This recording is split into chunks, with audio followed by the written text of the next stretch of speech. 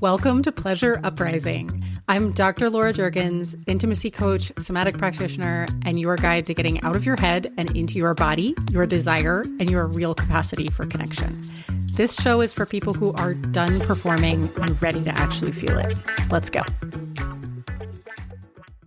Hey, welcome everyone. Today we are talking about shame, sexual shame, why we all have it, and how to give it back. And I love talking about shame because actually talking about shame is one of the ways that we can best release it. And so I want to invite you to join me on this little de-shaming journey we're going to go on today and just get curious about the kinds of shame that your body might be holding. And one of the categories we're going to go into is shame about shame. So let's not do that now. Let's not hide from acknowledging that we carry shame, because acknowledging it is one of the first important steps to letting it go and giving it back. And we're going to talk about where it comes from, the kinds that we often have, how incredibly normal it is to have shame around body and sexuality and desire and all of that jazz, how to get rid of it, and why you will really love doing that when you're ready. It does take a little work to put down shame, but boy, is it amazing to be free of it. It feels so much lighter and so much less exhausting. And you get to feel good about yourself and who you are and what your needs are. And you get to stop apologizing for having needs in the first place. So I just want to invite you to come on this journey with me today. So we're going to start with a really, really simple little invitation for you. I want to invite you to just notice when I'm going to say some sentences, and I'm going to invite you to notice what happens in your body when I say these things out loud. That's all. Really easy. Here are the things I'm going to say that you can notice how they land for you. You are allowed to want as much or as little sex as you want. You are allowed to take exactly as long as you take to orgasm. You are allowed to not know how to orgasm yet at any age. You are allowed to not know what you want yet, or not know how to ask about it, or not know how to talk about it. You're allowed to not want what you don't want. You are allowed to love and enjoy your genitals exactly as they are. You are allowed to feel good about your body exactly as it looks right now. Okay, so how did that land? Did any of those feel almost like a little uncomfortable, like too much permission, like you're waiting for the other shoe to drop, like the yeah, but came up? That yeah, but, that's a clue that there's shame there. And I want to offer that it's not yours. You didn't just create that shame out of the blue. This was handed to you by culture, predominantly, and then the response of shame and how it feels in the body is handed to us from evolution, because it was useful once upon a time. And we're going to talk today about where shame comes from, the common patterns of shame around sexuality, intimacy, relationships, where it lives, which is actually in your body, not just your head, and what it actually takes to put it down. So let's start with the shame. We're going to go through a little shame inventory.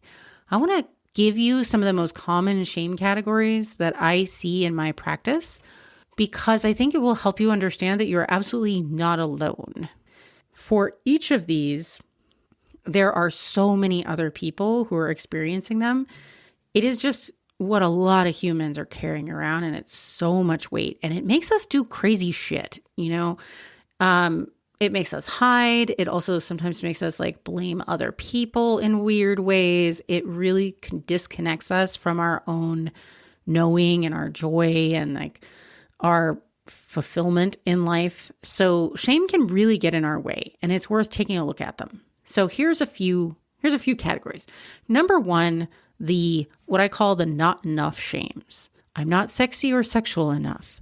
I'm not enthusiastic or adventurous enough. There are also the not enough shames are like the not knowing what you want, the like shame of like, I don't have the answer when someone asks me what I like. The taking too long to orgasm, or like I'm not fast enough, or even taking not long enough to orgasm, that like it's too easy for me, I come too quickly shame. That's also kind of like a I'm not slow enough, right? The not being able to ask for what you need, the shame of the request itself, right? Or the fact that it gets stuck in your throat. It's not easy enough for me. All of these are super common in my clients. Smart, capable, sexy adults, but they make total sense because a lot of us learn to feel we weren't enough early on in our life, in our families of origin, and we just transfer that over to our adult sexuality. Or we've learned about sex from porn and media, so we're subconsciously comparing ourselves to porn actors acting out fake sex. And look, I don't actually have anything against porn as long as everybody understands it's entertainment and fake and not real sex. I am really against it as a stand-in for sex education or as a decider about beauty standards. That's where porn really is problematic. So the not enough shames. There's also the too much shames. The sense of being too much, being too needy, wanting sex too much or too often, wanting things that you think are too kinky or weird or wrong, or having fantasies or desires that feel like they somehow don't match the cultural script that you think they should, right? The shame of being too much in terms of maybe taking a while to orgasm. You can also feel kind of too much in that way, like you're being difficult or you're making your partner work too hard. Needing emotional connection for sex. Sometimes people feel too much that they are like they have requirements or it's not just easy for them to sort of drop trowel and they actually need to have a lot of foreplay or like emotional connection. Totally normal human needs, but we shame ourselves for it. All of these too much shames are also super common. And they tend to be really common for those of us who grew up feeling like having needs was a burden on others. And we tend to fall into two camps. We tend to be either too hyper independent if you grew up feeling like having needs was a problem, or we can feel overly dependent on others. And those are kind of the two poles of dependency wounds. And I might do some episodes on core emotional wounds because they really connect to all of our desires and all of our sexuality. But those sort of poles of the dependency wounds are like if you have being too much kind of shame, there's a good chance that you have something in there that we'd be, when you worked with me, for example, we'd be working on freeing you from the shame alongside some healing of those dependency wounds, right? So that you can have healthy interdependence with others and not feel like you're always too much just for having human needs or that you need over amounts of caretaking. So too much and not enough shames. Hilariously, right? There's like the opposite things being both too much or not enough. It's so clear that there's no way that a human being can be exactly quote unquote right according to culture. Everyone feels like they're not enough or too much. Sometimes simultaneously at the same time, we can feel that way. So it's clearly absurd that we're doing this to ourselves and we're doing it to each other through our own cultural messaging. So here's some other categories of shames. The body shames. So one of them might be my genitals don't look the way I think that culture finds suitable or appropriate. So I won't let anyone go down on me because I'm worried about how I look down there. And we know that, a lot of people who have penises have penis size or shape type of shames. That's very commonly known. A little less commonly known is how many women have a lot of genital shame, especially around the size or shape of their labia. And unfortunately, people are turning to plastic surgery instead of learning how to love their bodies the way they are. So, we live in a culture that has decided what genitals are supposed to look like based almost entirely on pornography that's produced for a straight male audience, which doesn't even necessarily have the same opinions as the producers, right? But we have this entertainment that has morphed into what people are expecting in terms of a genital beauty standard, which is really, really sad because it does not show the real range of normal human genitals.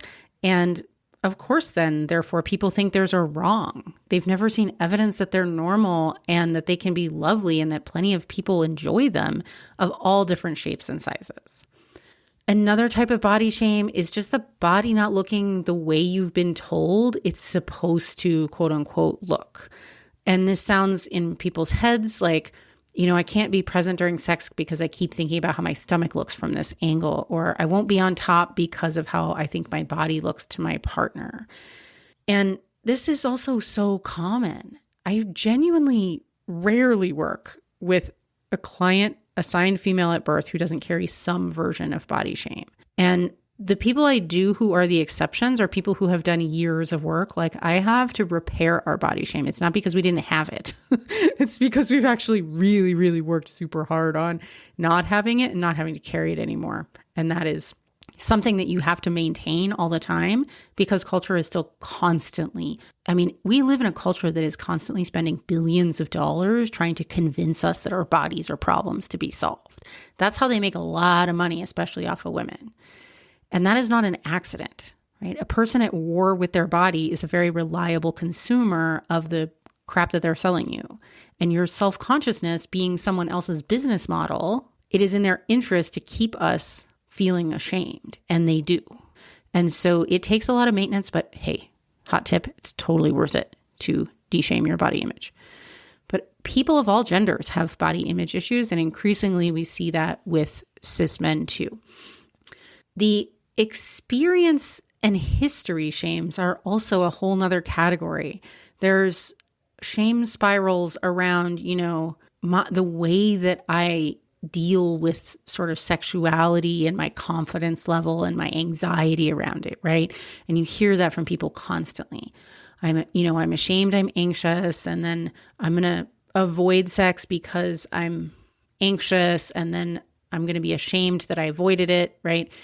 There's this sort of like meta shame, being ashamed of being ashamed, that keeps people really stuck. And this is also, unfortunately, so common and really normal because we're all taught that sex should be somehow easy and effortless, but given zero instruction in how to make it that way until you get into my office.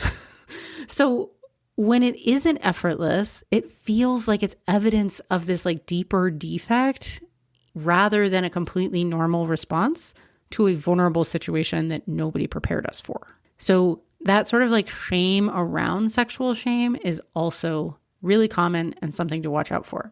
There's also shame around sexual trauma.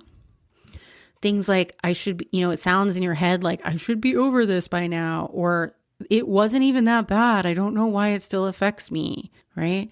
The research on shame is really clear that shame does not track fault. Being ashamed doesn't mean that you are at fault.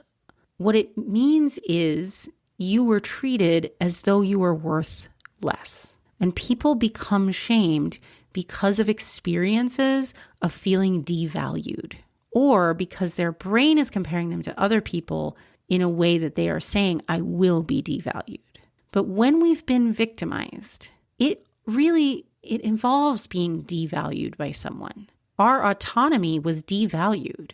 And it often involves a sense of powerlessness that our body and our nervous system reads as reduced standing, reduced value. That's nobody's fault. But telling yourself it wasn't my fault often doesn't remove the shame.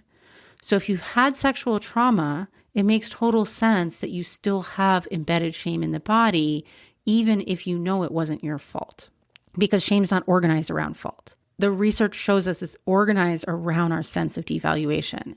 And when someone else's behavior communicates something to us about our value, that requires a different type of attention to solve than just logic can provide in your mind. And a lot of people have experience in history shames around ideas that they haven't had enough sexual experience, they haven't had the right sexual experience, they haven't had great sexual experience, or they've had too much sexual experience. I mean, again, we go back to those too much or not enough kind of things, but we apply them to our personal sexual history and our experiences. And we shame ourselves for that. So I just want to let you know, all of these things, all of these categories of shames are very, very common. And you can hear, right, the burden that they set on all of us. And that is one of the most beautiful things about my practice, is that I get to help people put down that burden. I love that. And one of the ways we do that is where we have to name the source. We have to start turning back to our culture and saying, hey, wait, I don't want to hold this shit that's not mine. And this doesn't mean letting any of ourselves off the hook from doing our own work, right? But understanding the origin of the shame is really part of releasing it. The capacity for shame is inherently human. The mechanism itself is ancient and universal. It shows up in every culture ever studied. Shame is hardwired into human animals. We'll talk a little bit more about that. But what I want to say, what isn't hardwired is what gets shamed. And we have gone wild with what gets shamed in modern society. It's literally everything. So your shame system in you as an animal, in your body, is working exactly as designed. It is accurately reading the signals your culture has been sending, that certain bodies are worth less, that certain desires are suspect, that certain responses are inadequate. The problem isn't your wiring. The problem is that your wiring has given these horrible, shitty messages to work with. So it's accurately reading those signals, but the signals are fucked up. The signals are not okay. So the body shame piece, right? The idea that you're only entitled to feel sexy if your body looks like an underfed teenager, if you're a female, this isn't natural. That isn't ancient. That is a recent cultural invention that keeps people focused on performing desirability and buying stuff from advertisers rather than inhabiting their own pleasure where they feel completely fulfilled.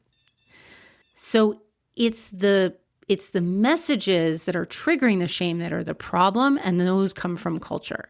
The actual bodily shame response is a functional response, right? That we are just wired, we need to work with because it's part of how humans evolved. But the idea of our culture is really performance oriented around sexuality. So we're taught to perform sex rather than really feel it, and to ask, am I doing it right? Rather than what do I actually want in this moment? And that conditioning is everywhere. It's in the media. It's in early messages from our family and religion. It's in the near total absence of any real education about women's arousal, desire, or pleasure. And, none of that is a personal failing. It's a cultural failing. And when we know that it comes from culture, we can hand it back to culture and help us not have to carry it, right? So just a little bit about, for me, in my life, I carried a bunch of shames without actually really knowing how much I was carrying them. I carried shame around my own sexual trauma that until I really unpacked it, I didn't realize how much I was avoiding acknowledging that I somehow felt at fault and that I felt like it wasn't bad enough for me to have real impacts, that I was somehow dirty or contaminated. I was carrying all that for years until I was about 39 or 40. And that was from, really early childhood. That was from young age. And I was carrying a lot of shame about my genitals, about my body, about not knowing what I liked, about not really feeling sexual enough, about all of that, about not being able to have multiple orgasms. I had a lot of shame about that too. That was random and weird. I carried all this stuff. And until I really started unpacking it and realizing that none of it was my fault and none of it was anything to really be ashamed about. There were some things that I wanted to work on in there, but I didn't need to be ashamed about the body that I was given. I didn't need to be ashamed about things that happened without my consent.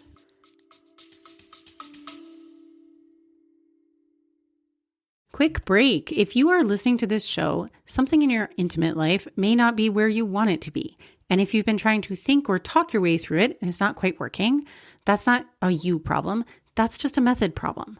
I made a free guide to help called Get Out of Your Head, a starter guide to releasing the pressure, shame, and shoulds around intimacy. It has some reflection exercises that go deeper than anything you'll typically find in a freebie, and most people feel something shift after just the first one. So go grab it at laurajurgens.com/guide, and the link is in the show notes.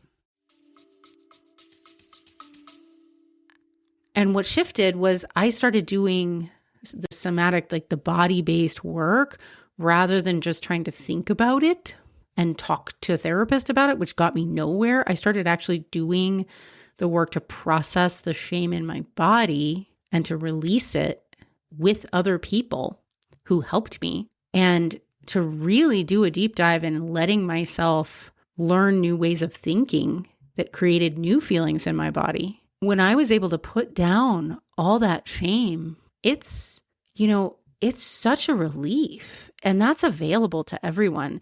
And, I wouldn't say I've fully arrived at the whole shame-free destination, but I'm pretty close. And now I have to just do lots of maintenance. I'll probably find as I continue going on through life, there's a few other things I'm ashamed about that I'm not even aware of right now. But I'm really dedicated to uncovering that because it's so empowering and it helps me help others too. So, the feeling when I was ashamed that I didn't know how to really access my own arousal, and I didn't even know if I really liked any sort of insertion I didn't know if I liked that in my body. And I had to go on a little journey of discovery. And so actually finding the shame pointed me into this great process that I wound up being really, really valuable for me in my life and with my pleasure. So I just want to invite everyone to hear from me. It's not that I am completely free of shame. I don't think any human is. It's a normal response to a lot of different cultural messages that tell us that we are at risk for losing value in other people's eyes.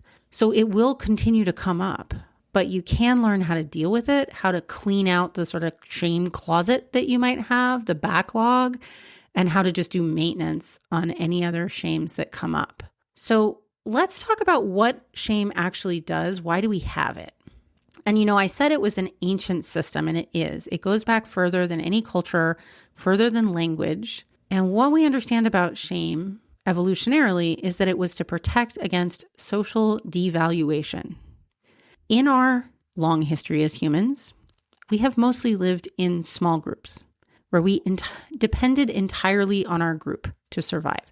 Typical hunter-gatherer society group size is around 150 people. Being cast out wasn't about embarrassment. It was about life and death. We needed those people and they needed us. And the shame system evolved to monitor whether there was risk of being devalued enough that it could affect our survival. That's what the evolutionary hypothesis is. And it makes a lot of sense. Is there information about me that could lead others to value me less, help me less, or turn against me? That was a real risk. So shame doesn't care whether you actually did something wrong. It cares whether something about you might get you devalued by the people around you. And so when we live in a culture where there's literally 8.3 billion people on the planet today with 8.3 billion fucking opinions about who we should be, how we should be, all of it. We have so many options for opinions to compare ourselves against and for standards to compare ourselves against to say, am I going to be valued relative to this person? And if you let your brain do that on a regular basis, and most people do, and they're trained to, if you let yourself compare yourself in terms of your value to other people, you will be constantly giving your brain messages that generate shame.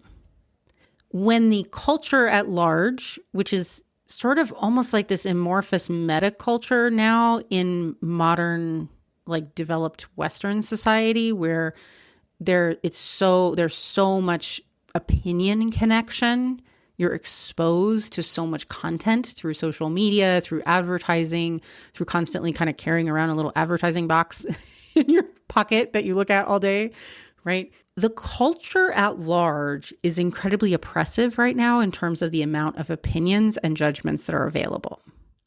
And so, of course, you think, okay, wanting too much sex or not enough, or having a body that looks like mine, having this desire, that desire, no desire, somehow that makes us worthless. That's what we're thinking. The shame system is going to read that accurately as a threat for devaluation and give off your shame alarms. But it's not a bad system. It's just been given terrible information to work with, right? And there's no accountability to each other anymore. When we evolved in a society around 150 humans, we really needed every single person's strengths and talents. We needed the diversity of talents and skills, and we're probably most likely to be pretty forgiving about differences because they were actually valued to contribute to the group. But we don't have that accountability to each other anymore. People can't see your values. They can't see what you contribute. They can't see all the ways that you're important to them when they tell you, that they think that you shouldn't be wearing that outfit online.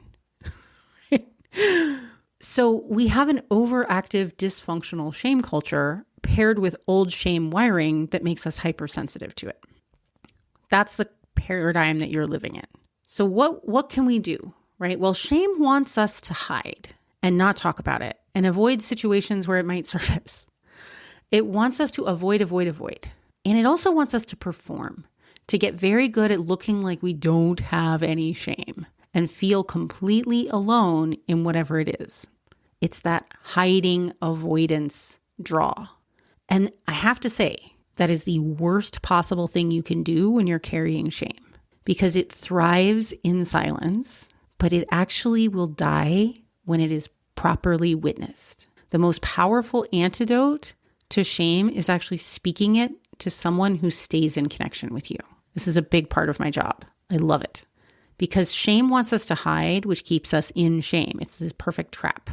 But when you actually share something that you feel ashamed about with someone, like me or someone else, close friend, someone who you can trust with it, not some rando who you can't trust with it on the internet, someone who you can trust with it, when you say, hey, I feel ashamed about this, here's this thing, I don't like my vulva, or whatever it is that you want to say.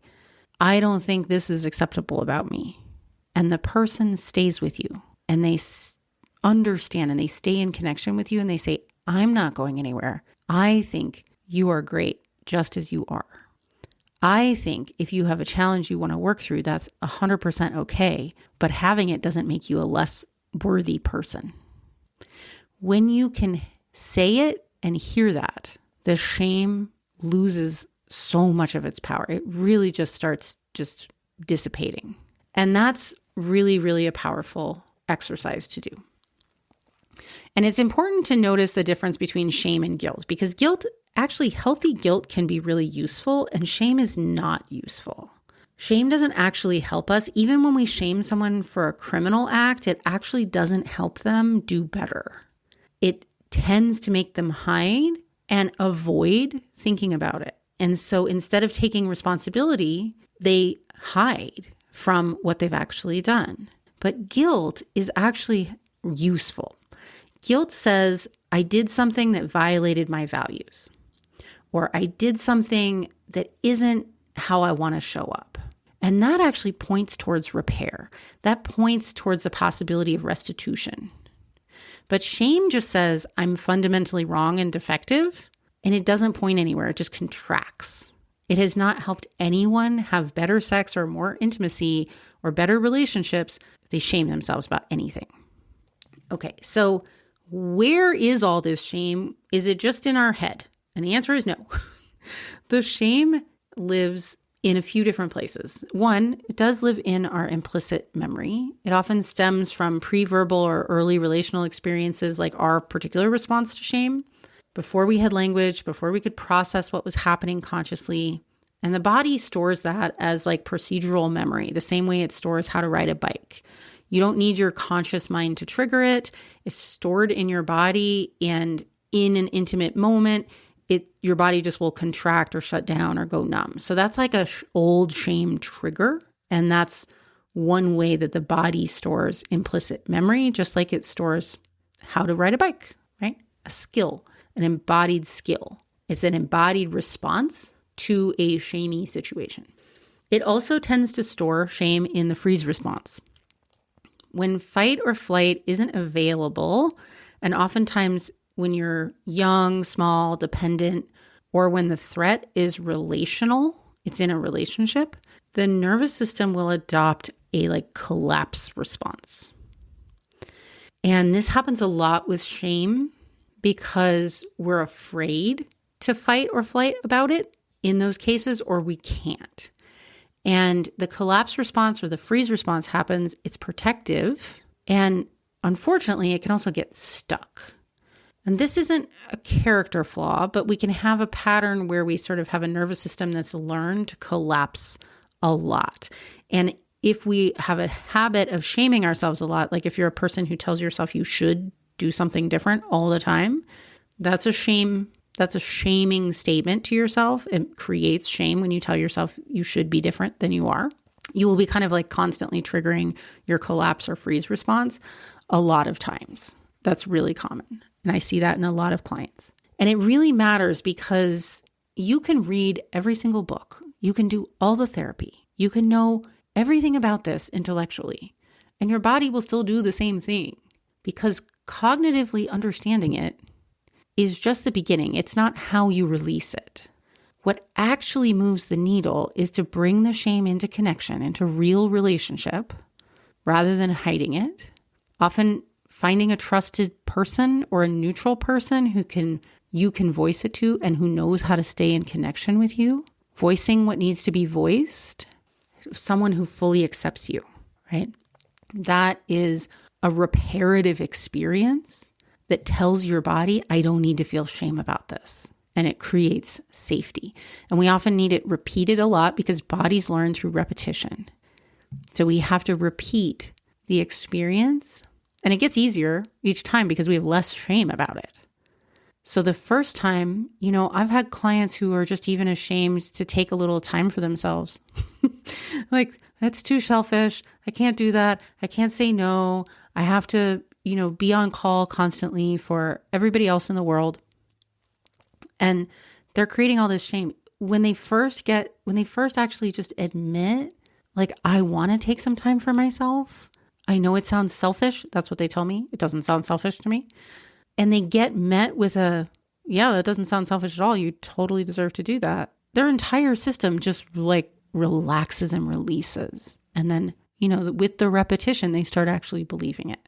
And the same thing is true with sexuality shames, body shames, all of that stuff.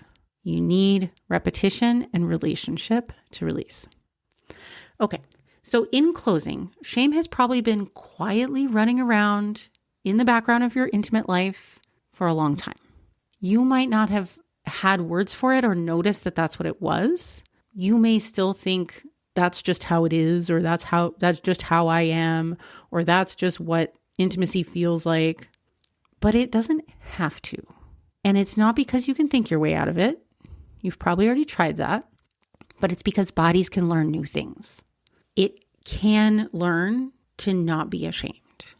That process takes some time. It takes a safe relationship. And it honestly takes someone who knows how to work at the level where your shame actually is and how to spot it when you can't spot that you might be having some shame blocks. And I've seen that a lot. And I've lived it myself. But whatever shame you're carrying around your body, your desire, your sexuality, I want you to know it was handed to you by a culture that wanted you to be complacent and small and quiet and buy stuff. You don't have to keep carrying that. You get to put it down and actually feel great and be in your pleasure. And that's what we are here to do. And I'm so glad you're here. So I'll see you here next week. Hey, before you go, if you enjoyed this show, I want to invite you to check out one of my favorite things that I've ever created. It's a free guide called Get Out of Your Head, a starter guide to releasing the pressure, shame, and shoulds around intimacy. It has 4 reflection exercises that go deeper than anything you'll find in a typical freebie, and most people feel a shift just after part 1. So go grab it at laurajurgens.com/guide. The link is in the show notes. And if you're ready to find out what your specific path looks like, I'd love to talk to you. Booking info is also in the show notes, and I will see you here next week.